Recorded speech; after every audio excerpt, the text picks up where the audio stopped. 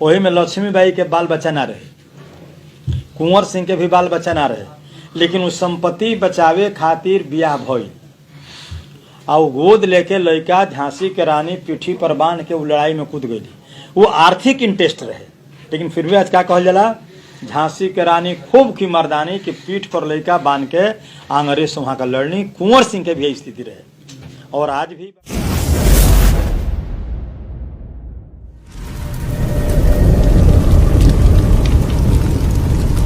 कल्पना कीजिए कि अगर आपसे कोई कहे कि वीर कुंवर सिंह की जो लड़ाई है 80 साल के उम्र में वो उनके स्वार्थ की थी।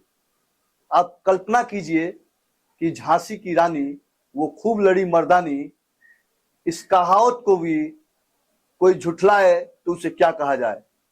नमस्कार, प्रणाम, मैं हूं भास्कर कुमार, आप देख रहे हैं बिहार न्यूज 20। आज हम बात करने जा रहे हैं माले के एक पूर्व विधायक हैं अमरनाथ यादव।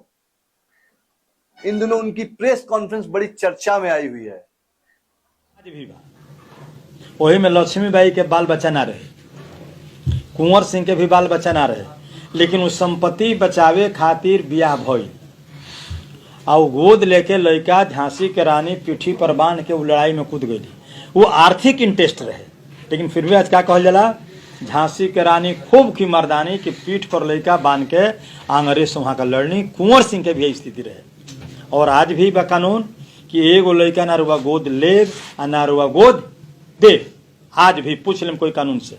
माले के तमाम जो विधायक हैं अपने बयानों से हमेशा चर्चाएं बने रहते हैं। इसी कड़ी में जो सबसे ताजा तरीन नाम आ रहा है वो है अमरनाथ यादव का, यानी अमर यादव का।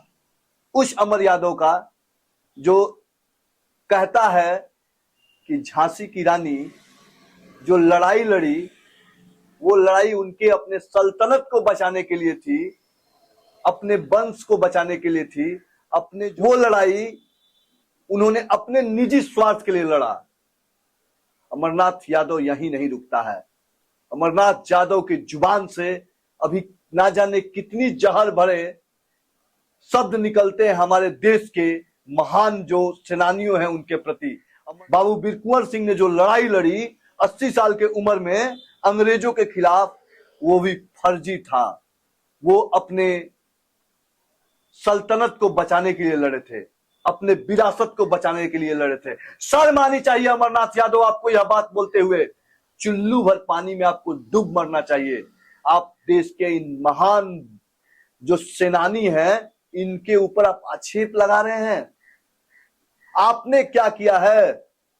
ये जो प्रकरण है ना, ये प्रकरण बीते दिनों अमरनाथ यादव अमरजीत कुशवाहा के बचाव में एक प्रेस कॉन्फ्रेंस कर रहे थे और प्रेस कॉन्फ्रेंस के दौरान उन्होंने ये जो जहर उगला, यह जहर शायद किसी को मंजूर नहीं होना चाहिए।